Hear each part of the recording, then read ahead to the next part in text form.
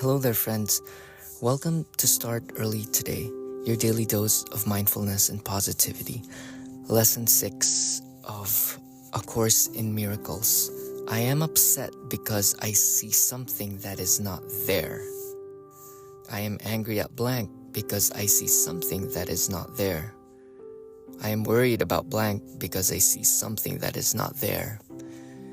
Once again, we're being invited to look deeply into our expectations.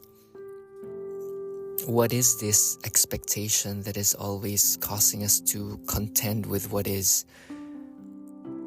What are these projections that always compares? So expectations breed resentment. So to avoid upsets or to handle them with grace, we can be still and expand our perceptivity and to really expand our awareness and to look at things that are not there as not being there. It's just accepting things for what they are and not forcing reality to yield to our preferences. So become a mindful discerner by being aware of your pain body. I was listening to Practicing the Power of Now by Eckhart Tolle, or Tolle, however you want to pronounce his name. Observe where there is resistance in your body. For a thought might pop up. Identify the thought, label the thought, shine a light on that thought, and really slow down and examine it. And observe what effect does it have on your body. Observe the clenching of your fist or the hunching of the shoulders. The hunching of the shoulders represents a protection. Like you're protecting your stance or your view on a certain thing. But then if you dissolve this tension on the chest, you can lift up the heart, pull the shoulders back and down, and just make the tips of the inner bones of your shoulder blades touch. And there shall be an expansion of the heart and of the chest, and soften the throat and soften your gaze. We'll shine a light on this thing that causes us discomfort or upset. It is only our patterns, our programmed way of looking at things that causes us to tiptoe on eggshells. We're too afraid to be wrong. Sometimes we're too afraid of losing a rhythm. We're afraid of losing a thing that we are so used to. We have gone comfortable. But in mindfulness and in fully waking up to the present moment, nothing should be an upset. Nothing is ever wrong. Everything is just in a process of continuous birthing. Everything is in a gradual state of becoming. So watch yourself when you're being upset and take a step back and observe and become an investigative journalist of why am I being upset? For there's nothing wrong in the world. Thinking makes it so. So it's a good radar. Becoming upset or irritated, it's a sign that the ego has gone in control of your energetic existence. Watch where you pour your attention and your energy.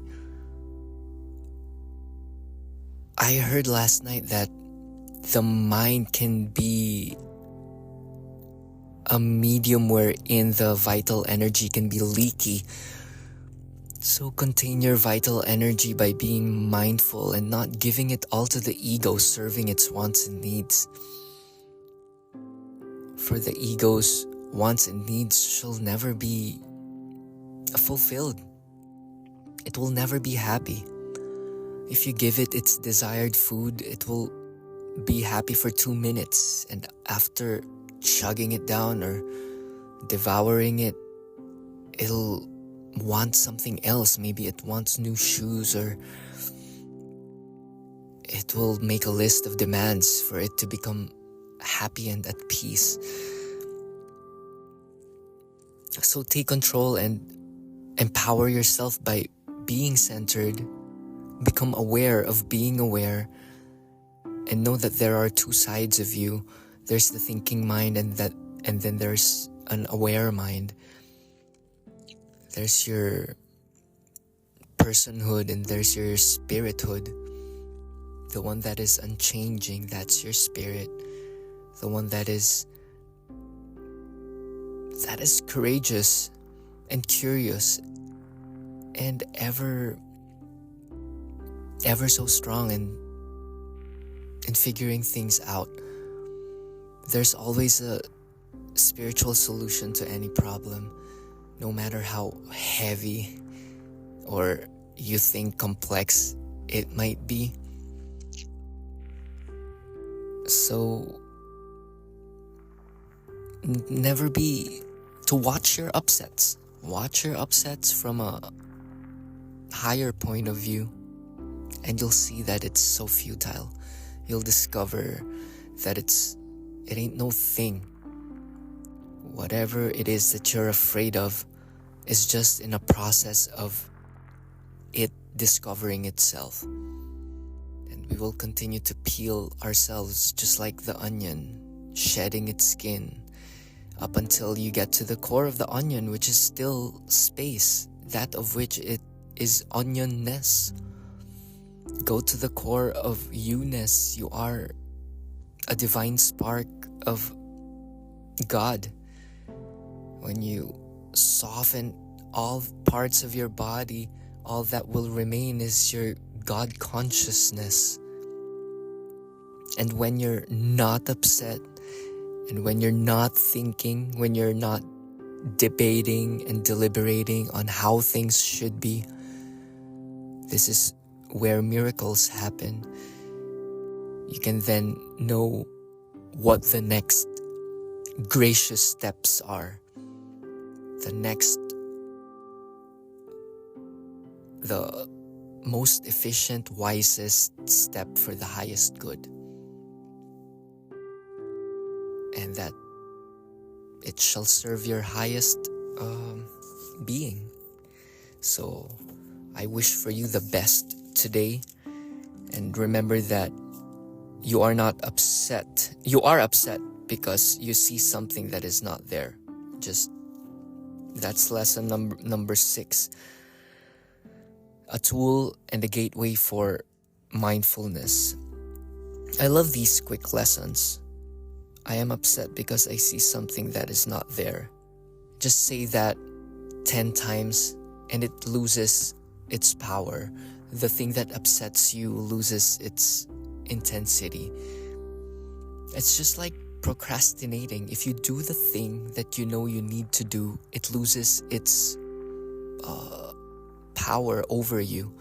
The resistance weakens because you have then took charge. And all you gotta do is do the first 2 minutes of the activity that you've been procrastinating. And in doing, momentum shall ensue and all will take care of itself. And when you tap into flow state, all shall be done. All will be done in the state of non-doing. When you're in the state of flow of your beingness, you will stop thinking about how should you be yourself. You're just being yourself as you are. Like the Alan Watts story of the fence, the art of fencing. You're just You just know when to strike because you're at one with your opponent. You're at one with what is in front of you and inside of you. You're not thinking, when should I strike? You shall know when it comes, and it comes in moments. So may today's idea be helpful, that I am upset because I see something that is not there. These lessons are kind of, it's challenging for me too, because they're not your usual aphorisms or quotes. Yeah, this Course in Miracles is really interesting to me, and I hope you're learning here too. I am upset because I see something that is not there. I am upset because I see something that is not there. Thank you for holding space with me here. I'm not sure if we're able to finish this because I have lots of books that I want to cover as well. I have here Dissolving the Ego, Realizing the Self by Dr. Hawkins. Let's open up a page 73. With practice, one can stay focused on the quality of consciousness as a process without actually getting involved in the what that is being processed or experienced. Yeah, like that. It invites us to become more